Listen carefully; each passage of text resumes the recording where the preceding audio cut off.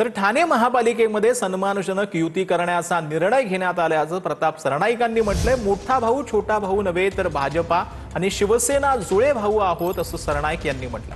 कोणाला किती जागा मिळतात त्यानंतर महायुतीची घोषणा होणार असल्याचं देखील सरनाईकांनी सांगितलं। महाराष्ट्रातील 29 महानगरपालिकांमध्ये करण्याचा निर्णय आदरणीय मुख्यमंत्री श्री देवेंद्रजी फडणवीस आणि त्याचबरोबर आमच्या पक्षाचे नेते उपमुख्यमंत्री आदरणीय एकनाथ शिंदे साहेबांनी घेतलेला आहे। कशाला जुळे भाऊ आहेत असं म्हणा ना, कशाला तुम्ही मोठा भाऊ आणि छोटा भाऊ म्हणतात? भारतीय जनता पार्टी आणि शिवसेना जुळे भाऊ आहेत। त्यामुळे आता कोणाला किती जागा मिळत आहेत हे ठरल्यानंतरच त्यांची महायुतीची घोषणा होणार आहे। तर काँग्रेसचे नेते एकमेकांचं तोंड सुद्धा पाहत नाहीत असं बावनकुळेंनी म्हटलेलं आहे। काँग्रेसची परिस्थिती खराब असल्याची टीका चंद्रशेखर बावनकुळेंनी केलेली आहे। काँग्रेसला मत देणं म्हणजे भकासाला मत देणं आहे असा निशाणाही बावनकुळेंनी साधला। काँग्रेसची परिस्थिती फार खराब आहे, कार्यकर्ते म्हणतात आहे। कोणी कोणाला विचारायला तयार नाही, कोणाचा पायपोस कुणात नाही। काँग्रेसचे हाल बिकट झालेले आहे। एक कार्यकर्ता तर मला असं म्हणाला की साहेब, आमच्या विजय वडेट्टीवार नाना पटोलेचं तोंड पाहत नाही, नाना पटोले विजय वडेट्टीवारचं तोंड पाहत नाही। दोघेही मिळून त्या ठिकाणी त्या हर्षवर्धन सपकाळ त्यांचा अध्यक्ष आहे काँग्रेसचा, त्याचं कोणी तोंड पाहत नाही आणि चौघही मिळून राहुल गांधीचं कोणी तोंड पाहत नाही। काँग्रेस पार्टीची हालत खराब आहे। काँग्रेसला मत देणं म्हणजे भकासाला मत देणं आहे।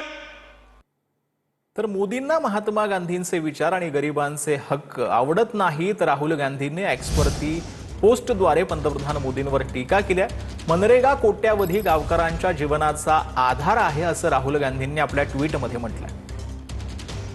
तर राहुल गांधींनी आपल्या ट्विटमध्ये काय म्हटलेलं आहे ते आपण पाहूयात। पंतप्रधान मोदींना दोन गोष्टी आवडत नाहीत, महात्मा गांधींचे विचार आणि गरिबांचे हक्क असं राहुल गांधींनी आपल्या ट्विटमध्ये म्हटलंय। मनरेगा महात्मा गांधींच्या ग्राम स्वराज्याच्या स्वप्नाचं जिवंत मूर्त स्वरूप आहे। कोट्यावधी गावकऱ्यांच्या जीवनाचा आधार आहे असं राहुल गांधींनी म्हटलंय। पंतप्रधान मोदी नेहमीच या योजनेमुळे नाराज आहेत। गेल्या 10 वर्षांपासून ती कमकुवत करण्याचा प्रयत्न करतायत असं देखील राहुल गांधींनी म्हटलं। मनरेगा नष्ट करण्याचा ते निर्धार करत आहेत। आम्ही गावातील रस्त्यांपासून संसदेपर्यंत या जनविरोधी विधेयकाचा विरोध करू असं राहुल गांधींनी आपल्या ट्विटमध्ये म्हटलेलं आहे। तर सावकारानं कर्ज फेडण्यासाठी शेतकऱ्याला किडनी विकायला लावल्याचा प्रकार समोर आलेला आहे। चंद्रपूर जिल्ह्यातल्या शेतकऱ्यानं हा आरोप केलाय।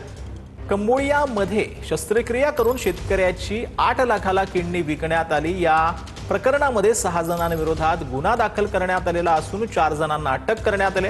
रोशन कुडेची वैद्यकीय तपासणी करून किडनी विकल्याचं निष्पन्न झाल्याचं स्वतंत्र चौकशी केली जाणार आहे अशी देखील माहिती आता समोर आली आहे। याच्या दबावामुळे आता का करावं, आम्हाला सांगितलंय बी नाही, घरी सांगितलं नाही त्यांनी। मी परदेशात कामाला जातो म्हणला आणि त्या हिशोबाने तो गेला तिकडे आणि मग 15 पाऊण महिन्यानं आला तो। बा काउंटर बार लवकर झाला तर तो सांगायला तयार नाही। मग असं झाला म्हणते माझ्याबरोबर। तर काहून ना, हे लोक पैशासाठी तंग करत होते म्हणून आता मला पर्याय काही न राहिला नाही, असा केलो म्हणाले।